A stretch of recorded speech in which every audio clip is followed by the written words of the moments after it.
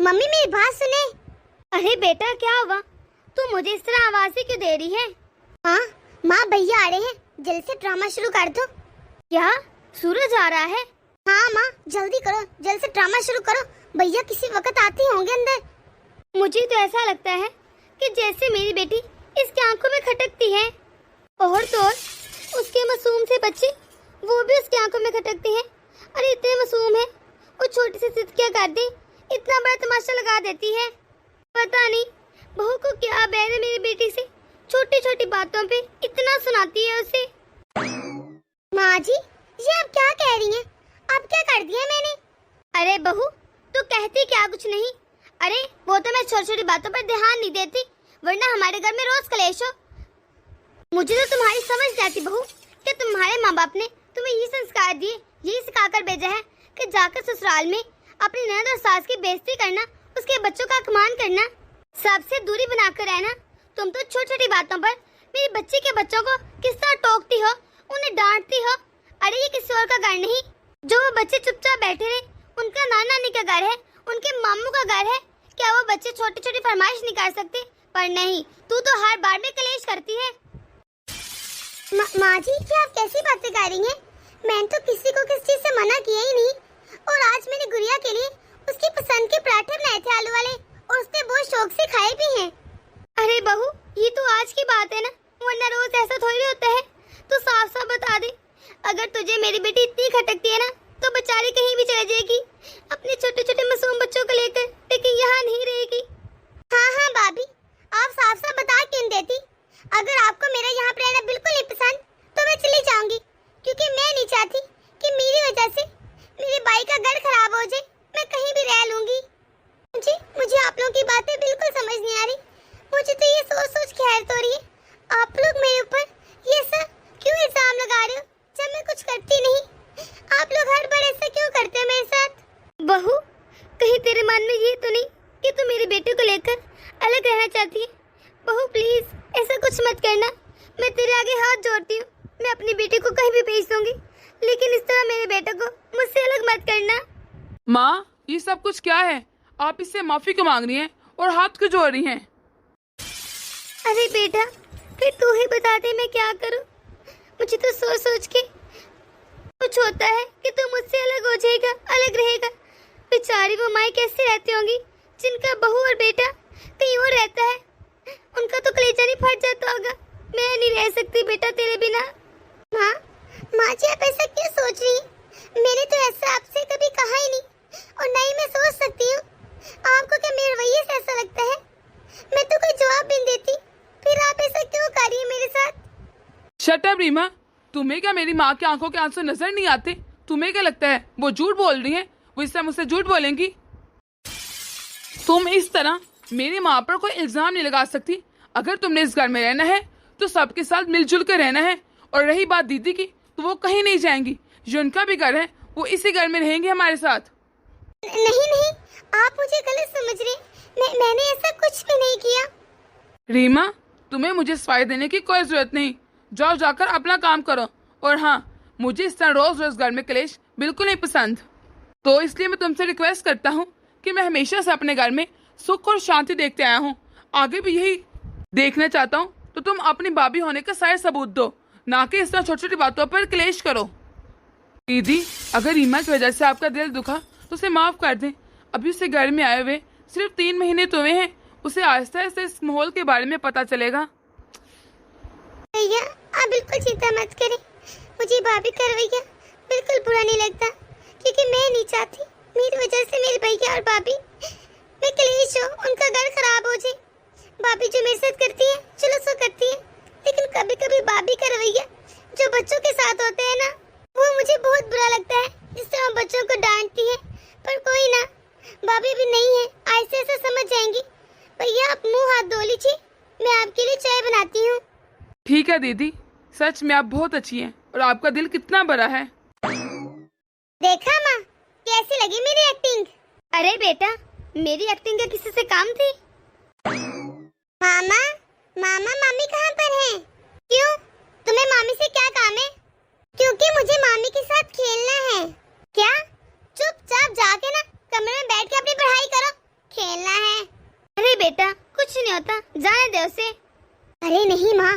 समझने की कोशिश कीजिए। इस वक्त कमरे में भैया भी हैं। अगर भैया ने इससे कुछ पूछ लिया और इसने बता दिया तो? हाँ, ये तो मैंने सोचा ही नहीं। बेटा जो अभी पढ़ाई कर लो, थोड़ी देर बाद आकर खेल लेना। ठीक है नानी। सीमा, मुझे तुमसे एक जरूरी बात करनी है, कमरे में आओ। क्या बात है जी, इधर ही बता दीजिए। नहीं, ऊपर कमरे में चलो मेरे साथ। चलो ठीक है। बोलिए भी, क्या बात है? सीमा, तुम इस तरह अपनी भाभी पर उल्टे सीधे इल्जाम क्यों लगा रही हो? अरे उसने तुम्हें कभी कुछ कहा ही नहीं, फिर भी तुम उस पर कितने घटिया इल्जाम लगा रही थी। मैं बाहर खड़ा होकर सब कुछ देख और सुन रहा था। आप ना अपने काम से काम रखिए। घर के मामलों में ना ही पड़े तो ही बेहतर है। खुद को तो 4 महीने हो गए, एक नौकरी तो मिली नहीं। क्या मतलब सीमा? अरे कुछ तो शर्म करो, वो तुम्हारी भाभी हैं। तुम इस घर में सुख और शांति से रहने दे रही है और फिर भी तुम उनके साथ ऐसा व्यवहार कर रही हो। अरे आपका क्या मतलब कि वो रहने दे रही है? ये मेरा भी घर है। मैं अपने घर में अपनी मर्जी से और बहुत ठाट बाट से रह रही हूँ। ये तुम क्यों बोल जाते हो सीमा कि शादी के बाद एक लड़की का असल घर उसका ससुराल ही होता है, ना कि मेका। अच्छा, बड़े है ससुराल। अरे अगर इतना ही है ना तो जाकर मेरे लिए कोई अच्छा सा घर क्यों नहीं बना देते? अरे ना ही तुम्हारे माँ बाप ने कुछ किया और ना ही तुम कर सकते हो। वो इतना पुराना घर, वो सीधा सा। मैं नहीं जा रही वहाँ पर। तुमने तो कुछ करना है नहीं। अगर मैं कोशिश कर रही हूँ कि हमारे जीवन में सुख और शांति आए, हम लोग आराम से रहे, उसमें भी टांग अड़ानी है तुमने। देखो सीमा, किसी का घर बर्बाद करके मुझे ऐशो आराम नहीं चाहिए। मुझे तो चाहिए ना, अगर आपको नहीं चाहिए। मैं तो यही चाहती हूँ कि मैं जिंदगी भर इसी घर में रहूँ, मेरी फैमिली इसी घर में रहे, मेरे बच्चे का फ्यूचर इधर ही बने। मेरे बच्चे का फ्यूचर यहाँ पर सिक्योर है। अरे मैं किसके लिए सोच रही हूँ?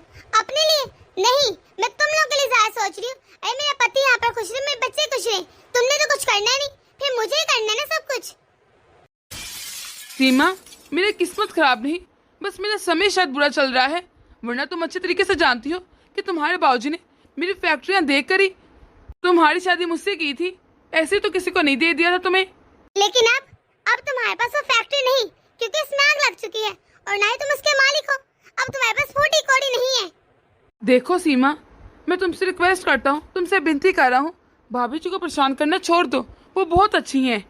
बस मैंने कह दिया ना, आप हमारे घर के मामले में ना ही इंटरफेयर करें तो ही बेहतर है। आपको हक सिर्फ तब होगा इंटरफेयर करने का जब आप कुछ बन जाएंगे। अरे हमारे लिए कुछ करेंगे तो दौलत कमाए, पहले की तरह फैक्ट्री का मालिक बन जाए, तो फिर जो मर्जी कहिएगा। अच्छा, तुम्हारी नजर में इसलिए अपने पति की इज्जत नहीं क्योंकि आजकल मेरे पास पैसे नहीं, तुम सिर्फ पैसों पर इंसान को जज करती हो। हाँ बिल्कुल, आपने सही समझा। अरे आजकल सिर्फ उन लोगों की इज्जत होती है जिनके पास बैंक बैलेंस होता है, प्रॉपर्टी होती है। तुमको समझाना ही बेकार है। मैं ही पागल हूँ जो तुम्हें समझाने आ जाता हूँ। बड़े मुझे समझाने चले थे, खुद के पास तो फूटी कौड़ी नहीं। इनके खर्चे भी मेरी माँ और मेरा भाई उठा रहा है, और बाबी से इन्हें कुछ ज्यादा हमदर्दी नहीं हो रही। अब लगता है पहले इन्हें सबक सिखाना पड़ेगा, ज्यादा पार निकल रहे हैं इनके। सीमा, क्या हुआ? दमाजी इतने गुस्से में क्यों गए हैं? अरे होना क्या है, बाबी की हमदर्दी का बुखार चढ़ गया है। बोलने आए थे कि मैं बाबी के साथ इस तरह ना किया करूं। हाँ बेटा, वैसे मुझे भी समझ नहीं आ रहा कि हम लोग बहू कितना परेशान क्यों कर रहे हैं। वो तो कुछ कहती भी नहीं। माँ आप भी? अरे मेरा मतलब था, आज जो हमने तमाशा किया उसका कारण क्या था? क्यों किया वो तमाशा? अरे माँ, आप समझते क्यों नहीं? इस तरह अगर हम लोग करेंगे ना तो भैया और भाभी में दूरियां बनेंगी। वरना भाभी क्या करेगी, इस घर में राज करेगी, भैया को अपनी मुट्ठी में कर लेगी और हमें निकाल बाहर फेंकेगी। जब भाभी का दिल करेगा वो अपने मेके जाएंगी। जब भाभी की बस में भैया होगी तो वो आपसे क्यों पूछेंगी कि माँ जी मैं अपने मेके जाऊँ, कितने दिन रहूँ? सब कुछ वो भैया से पूछेंगी और खुद ही डिसाइड करेंगी। हमारे इस घर में कोई औकात नहीं होगी। और अगर भाभी ज्यादा अपने मेके जाएंगी तो वो क्या धीरे धीरे यहाँ से पैसे अपने मेके में ट्रांसफर नहीं करेंगी? आज के इस तमाशे का मकसद ये था, मैंने भाभी को अपने भाई से फोन पर बातें करते सुन लिया था। वो कह रही थी कि मुझे 4 दिन पहले लेने आ जाना राखी से। क्या आपसे पूछा? नहीं ना, आपको तो बताया भी नहीं। हाँ, मुझसे तो नहीं पूछा उसने। वही तो, अभी से देख ले माँ। अरे आपसे पूछना तो दूर की बात, बताना भी जरूरी नहीं समझा। वो तो मैं किसी काम से भाभी के रूम से आगे गुजर रही थी तो मैंने उनकी बातें सुन ली। अरे मानते हैं मेके जाती है लड़कियां, पर ये क्या 4-4 5-5 दिन हफ्ता रहने जाती हैं क्या? अरे सुबह जाओ शाम को आ जाओ, बस बहुत होता है। हाँ बेटा, ये तो मैंने सोचा ही नहीं, बहू कितनी अपनी मनमानियाँ कर रही है। इसीलिए माँ, इसीलिए। अरे हमारे भैया तो बोले वाले से हैं, जिस दिशा में बहाव बह जाते हैं। इसलिए तो मुझे ये ड्रामा करना पड़ा। और ये भाभी दिखने में ही बोली वाली है, वैसे तो समझते हैं कि गांव की बोली वाली लड़की है, लेकिन है दिमाग की इतनी तेज, तौबा तौबा बहुत तेज है ये। लेकिन पूरी शातिर है, शातिर। लेकिन फिक्र मत कीजिए माँ, मैं हूँ ना यहाँ पर। मैं भाभी को उनकी मनमानी नहीं करने दूंगी। मैं आप सबको भाभी के ड्रामा से बचाऊंगी। मम्मी आप बिल्कुल फिक्र मत कीजिए, मैं इस घर में कलेश नहीं होने दूंगी। इसीलिए तो मैंने सब कुछ अपनी मुट्ठी में कर रखा है। अरे हाँ बेटा, ऐसे तो मैंने सोचा ही नहीं। अरे तू बड़ा अच्छा कर रही है सीमा, ऐसे ही करती जा। इस घर को कभी टूटने मत देना, कभी बिखरने मत देना, ऐसे ही सारी जिम्मेदारियां उठाए रखना। मम्मी आप ना भाभी को बिल्कुल भी मेके मत जाने दीजिए। वो तब जाएंगी जब उसका भाई हमारे घर लेने आएगा, और वो भी ये कह के कि शाम को वो वापस आएंगी। उन्हें अपने मेके रहने में बिल्कुल भी मत दीजिएगा। और अगर भैया उन्हें लेने गए ना, तो क्या पता भाभी वहाँ पर उन्हें पटियां पढ़ा दे। इसीलिए हमें बड़े एहतियात से काम करना पड़ेगा। हाँ ऐसे ही कहूँगी। मैं तेरी भाभी को उसके मेके जाने ही नहीं दूंगी। उसे कह दूंगी जब उसका भाई आएगा तब एक दिन के लिए चली जाए। ज्यादा देर मेके रहना वैसे भी अच्छी बात नहीं होती। हाँ मम्मी, और अगर वो भाभी ने जिद की ना, तो आप कह देना कि हमारे घर की बहुएं ज्यादा देर मेके नहीं रहती। लेकिन बेटा हमारे घर की बहुएं तो चली जाती हैं, हम खुद जाया करते थे इतनी देर मेके। अरे माँ आप ये कौन से जमाने की बात कर रही हैं? अब आप मुझे देख लिए, मैं तो घर पे ही रहती हूँ, कहीं जाती हूँ नहीं ना। हाँ ठीक है, मैं कह दूंगी बहू से। ठीक है माँ। ये है सनम जी की बेटी, इनकी शादी को 8 साल हो गए हैं। दरअसल जब इनकी शादी हुई थी और ये ब्याह कर अपने ससुराल गई थी, तो वहाँ इनके पति और सास के अलावा कोई नहीं रहता था। इसके पति की एक फैक्ट्री थी जिस पर आग लग गई थी और इन पर बुरा वक्त आन पड़ा था, और तभी इसकी सास इस दुनिया से चली गई थी। फैक्ट्री पर आग लगने की वजह से उस पर लाखों का कर्जा चढ़ गया था, उसने अपना बंगला बेचकर अपने सारे कर्जे उतार दिए। अपने बंगले के अलावा उसके पास एक 4 कमरों का मकान भी था, लेकिन सीमा उस 4 कमरे के मकान में रहना नहीं चाहती थी। इसीलिए सीमा अपने पति को जैसे तैसे मनाकर अपने मेके ले आई। उसने सोचा कि जो भी काम करना हो अपने मेके से ही करवाएगी। धीरे धीरे सीमा को ऐशो आराम की आदत पड़ गई थी, क्योंकि उसके मेके वाले बहुत अमीर थे। कुछ सालों में ही सब कुछ सीमा के हाथ में आ गया था। हर चीज सीमा की मर्जी के मुताबिक होती थी। सीमा की माँ तो उसी के अनुसार चलती थी, लेकिन जब उसका भाई शादी करके अपनी बीवी को ले आया, सीमा को ये लगने लगा कि इस घर की सारी सल्तनत उसकी भाभी के हाथ में जाई जा रही थी। इसीलिए सीमा ने आहिस्ता आहिस्ता अपनी माँ और अपने भाई को रीमा के खिलाफ भड़काना शुरू कर दिया था। अरे माँ क्यों नहीं आऊंगी मैं? इस दिन का तो मुझे बहुत बेसब्री से इंतजार रहता है। रीमा बहू। जी माँ जी बोलिए। बहू हर रक्षाबंधन पर मेरी बहन की बेटियाँ, मेरे भाई की बेटियाँ सूरज को राखी बांधने आती हैं और कुछ दिन रहकर जाती हैं। अच्छा माँ जी, ये तो बहुत खुशी की बात है। तो बहू मैं यही बताने आई थी कि ये पहला रक्षाबंधन है जब मेरी सारी बेटियाँ तेरे साथ मिलकर रक्षाबंधन मनाएंगी। माँ जी शादी के बाद मेरा ये पहला रक्षाबंधन है जब मैं अपने भाई को राखी बांधने जाऊंगी। आज सावन के 15 दिन गुजर चुके हैं, अभी तक आपने मुझे अपने मेके नहीं भेजा, तो कम से कम राखी के कुछ दिन पहले तो जाने दीजिए। बहू हमारे यहाँ न ये सावन बादल नहीं मानते, और रही बात रक्षाबंधन की, तो 2-4 दिन पहले तुम्हें सबके आने की तैयारी करवानी होंगी, और उसके बाद भी सब लोग आएंगे, तुमसे मिलेगी, रक्षाबंधन मनाएगी, और फिर तू अपने भाई को 5 बजे फोन करना, तुझे ले जाए आकर। और फिर भी ज्यादा दिन नहीं रहना, दूसरे दिन ही तुम वापस आओगी। और हाँ सूरज तुम्हें लेने नहीं आ सकता, क्योंकि मेरे भाई की बेटियाँ और सारे मेहमान इधर ही होंगे, तुम्हारा भाई तुम्हें छोड़ने आएगा। माँ जी ये कैसी बातें कर रही हैं आप?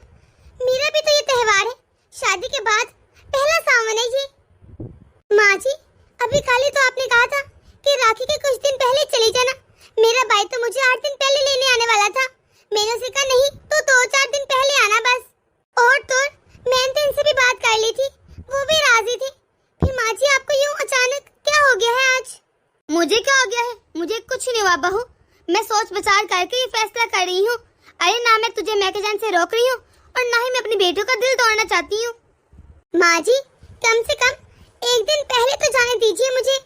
नहीं बहू, तुम पहले नहीं जा सकती, क्योंकि मेरी बेटियों के लिए ये रक्षाबंधन बहुत अहम होने वाला है, क्योंकि वो पहली बार अपने बाबी के साथ भी रक्षाबंधन मनाएंगी।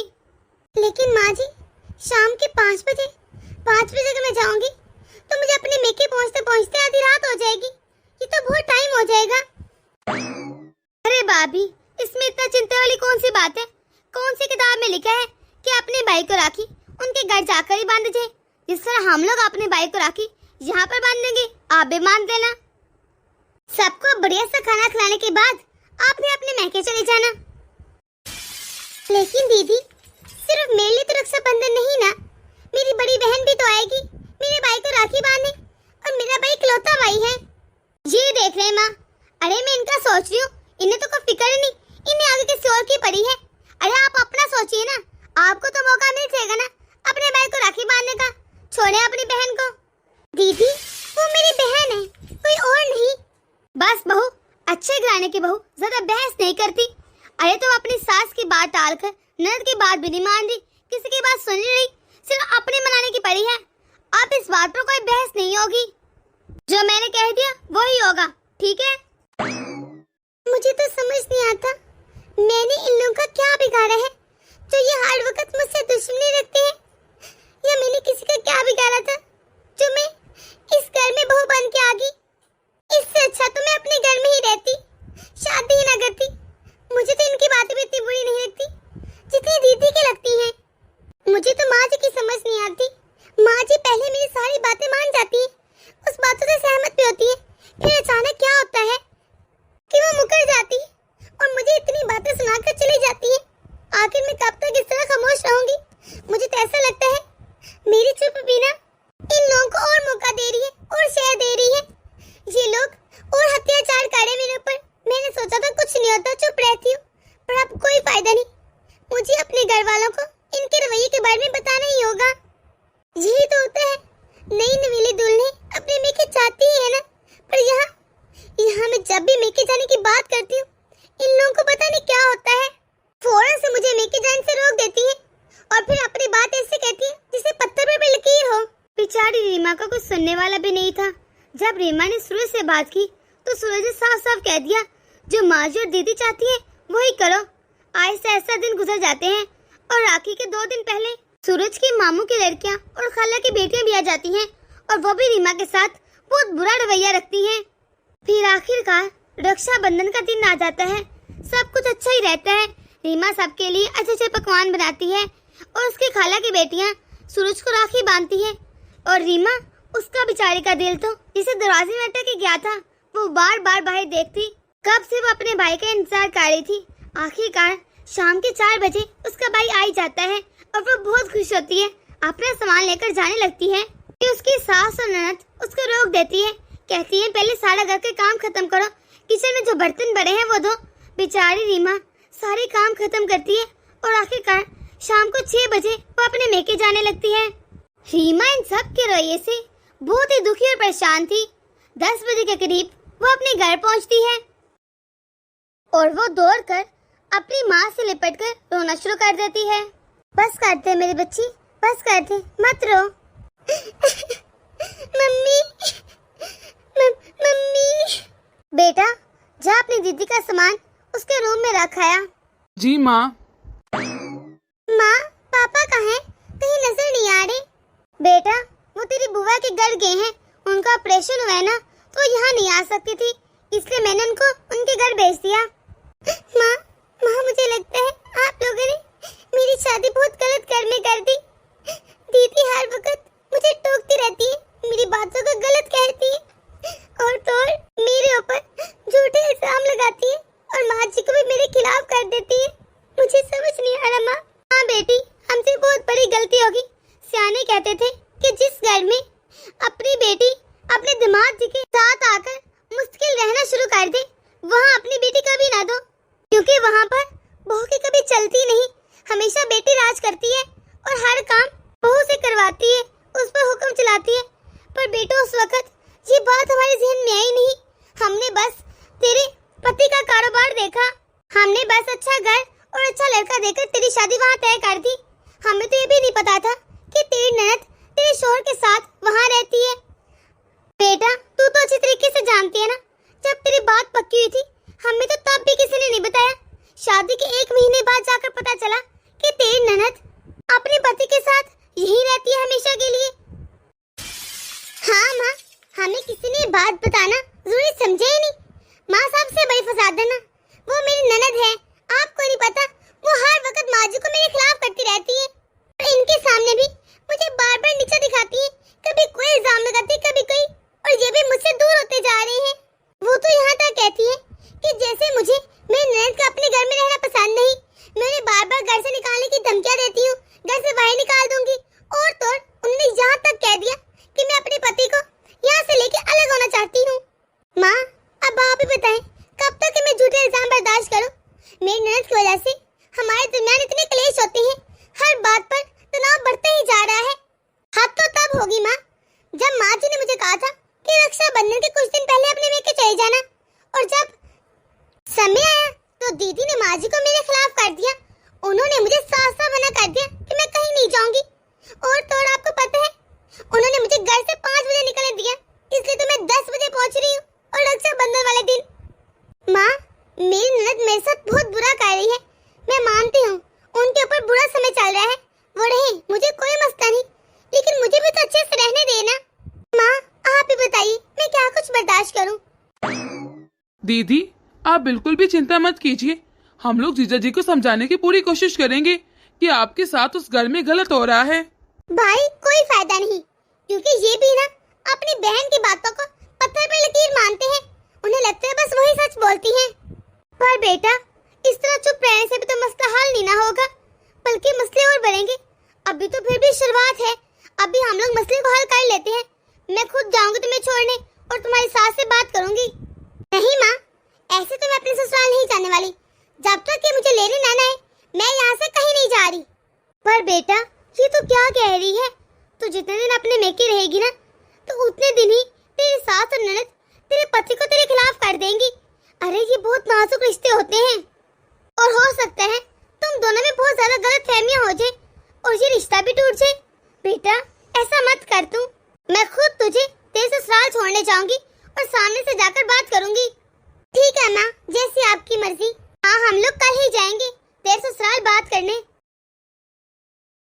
वाह समदन जी वाह, आपकी बेटी ने हमारे खिलाफ आपको उल्टा सीधा भड़काया और आप बिना तहकीक जाने लड़ने के लिए तैयार हो गई। मैं लड़ने नहीं आई, बल्कि उलझन को सुलझाने आई हूँ, मसले को हल करने आई हूँ। आप कहना क्या चाहती हैं? मैं एक समस्या हूँ जो आप सुलझाने आई यहाँ पर? देखो बेटा, तुम भी अपने जीवन में खुश रहो और दूसरे को भी रहने दो। समदन जी आप क्या कहना चाहती हैं कि मेरी बेटी आपकी बेटी को खुश नहीं रहने दे रही? माँ जी आप कहना क्या चाहती हैं कि मेरी बहन आपकी बेटी की खुशियों की कातिल है? अरे मेरी बहन तो हर वक्त मेरे घर के लिए दुआ करती है ताकि मेरा घर बना रहे, इतनी अच्छी है मेरी बहन। दामाद जी देखिए, आपको कुछ नहीं पता, आपको जो दिखाया जाता है वो सच नहीं होता। वाह, अरे साफ साफ बात तो ये है कि आपकी बेटी को मेरे मेके रहना बिल्कुल पसंद नहीं। ये मेरे बच्चों को बिल्कुल बर्दाश्त नहीं करती और नहीं पसंद करती। ये तो चाहती है कि मैं यहाँ से चली जाऊँ। अरे अगर मेरा कोई ससुराल नहीं तो मैं अपने मेके नहीं रहूंगी तो कहाँ जाऊंगी? इसलिए मुझे समझ नहीं आ रही आपकी बेटी को क्या मसला है। सीमा बिल्कुल ठीक कह रही है, ये घर जितना मेरा है उतना मेरी बहन को है। किसी को कोई मसला नहीं होना चाहिए कि मेरी बहन कहाँ रह रही और कहाँ नहीं। देखिए समदन जी और दामाद जी, मेरी बेटी को कोई मसला नहीं कि आपकी बेटी कहाँ रहती है और कहाँ नहीं। वो बेशक मेके रहे, उससे कोई इतराज नहीं, लेकिन आपकी बेटी मेरी बेटी पर झूठे इल्जाम लगाती है, आप सबको उसके खिलाफ करती है। वाह वाह, आप भी अपनी बेटी की तरह झूठे निकली। अरे मेरा बेटा कितना प्यार करते हैं, हर वक्त मामी मामी करते इसके आगे पीछे घूमता है, पर फिर भी आपकी बेटी के नखरे घर खत्म होने के ना मिलने थे। उसे हर वक्त चोट पहुंचाने की कोशिश करती है, उसे डांटती है, मारती पीटती है। मामा आप झूठ बोल रही हैं, मामी मुझसे बहुत प्यार करती है। अरे बेटा बेटा तो बाहर जा, तू भी छोटा है, तुझे नहीं पता बातों का। सीमा हमारा बेटा तो बाहर चला जाएगा, लेकिन मैं क्या बीच में बोल सकता हूँ? सीमा बस कर दो, और कितना नीचे गिरोगी? अपने भाई और भाभी का घर खराब करने के लिए और अपना घर बसाने के लिए तुमने क्या कुछ नहीं किया। क्या ये तुम क्या कह रहे हो? हाँ साले साहब, मैं बिल्कुल ठीक कह रहा हूँ। सीमा किसी भी सूरत में आपको और भाभी जी का घर नहीं बसने देना चाहती, क्योंकि इसे पता है अगर आप जा और भाभी जी का घर बस गया तो ये इस घर में राज नहीं कर पाएगी। आपको नहीं पता ये जानबूझकर भाभी के ऊपर झूठे इल्जाम लगाती हैं, जबकि भाभी बहुत अच्छी हैं, सबका बहुत ध्यान रखती हैं, मेरे बेटे को भी बिल्कुल माँ की तरह प्यार देती हैं। लेकिन माफ करना साले साहब, आपको जो दिखाया जा रहा है ना, आप सिर्फ वही देखते हैं। आपको नहीं पता कि इस घर में भाभी जी का रहना कितना दुश्वार कर दिया है सीमा ने। आप तो बस वही देखते हैं जो आपको दिखाया जाता है, लेकिन मैं इस घर का एक एक चीज देख रहा हूँ कि कैसे भाभी जी को बेइज्जत किया जाता है, उन्हें हर बात पर इंसल्ट किया जाता है। लेकिन मेरी मजबूरी थी, मुझे बोलने का अधिकार नहीं था। लेकिन आज ये सब कुछ देखकर मैं खुद को बोलने से रोक नहीं पाया। हाँ मामू, मामी बहुत अच्छी है, मामा झूठ बोल रही हैं। दीदी, मुझे आपसे बिल्कुल उम्मीद नहीं थी। आपने मेरे साथ बहुत गलत किया। मैं आपको इसके लिए कभी माफ नहीं करूंगा। मुझे माफ कर दो रीमा, मैंने कभी तुम्हारी बातों पर यकीन ही नहीं किया, हमेशा तुम्हें झूठी कहा। मुझे माफ कर दो। साले साहब, मैं भी अब इस घर में और नहीं रहूंगा। मैं अपने घर वापस जा रहा हूँ अपने बेटे को लेकर, और मुझे नौकरी भी मिल चुकी है। हम लोग अपना गुजारा कर लेंगे खुद ही। माँ, मुझे सब कुछ आपने भी बताना जरूरी नहीं समझा। माँ बेटा जा, अगर दामाद ही चले गए हैं तो तू यहाँ पे रह के क्या करेगी? घर बेशक छोटा ही हो, लेकिन जब पूरी फैमिली मिलकर रहती है तभी वो घर कहलाता है। बेटा जा, तो दामाद जी के साथ जा, तेरे बेटे को तेरी जरूरत है। जा बेटा। हाँ माँ। आज तो सीमा का सारा झूठ पकड़ा गया था। वो तो अपने भाई के सामने नजर मिलाने की काबिल नहीं रही थी, इसलिए वो चुपचाप अपने पति के साथ चली जाती है। सीमा, आंटी से तुम्हें यहाँ पर कोई तकलीफ नहीं होगी। प्लीज एक बार मेरी बात पर यकीन कर लो। अब रीमा और उसका पति हंसी खुशी रहने लगते हैं, सब कुछ ठीक हो जाता है। तो आज के हमारे लकी फ्रेंड्स का नाम है अनीता सिंह मुंबई, ईमान खानजादी इस्लामाबाद से, गीता राजपूत, मोना दीपाली गुजरात से, सीमा सिंघार नीमच से, मधु शर्मा मुंबई से, जगराती ठाकुर दामन से, गुंजन शर्मा, आलिन आरजे कोटा, रीना पंडित यूके से, अजंता बेंगलोर से, किरण शर्मा गढ़गांव से, और दीगर फैंस का बहुत बहुत धन्यवाद। तो दोस्तों, अगर आप लोग भी चाहते हैं कि हम आपका नाम लें तो कमेंट बॉक्स में अपना नाम जरूर लिखिए। हमारी वीडियो को लाइक और शेयर कर दें। अगर आपने हमारे चैनल को अभी तक सब्सक्राइब नहीं किया तो जल्दी से कर दें, और बेल आइकन का बटन दबाना मत भूलिए ताकि हमारी हर नई आने वाली वीडियो आप तक पहुंच सके।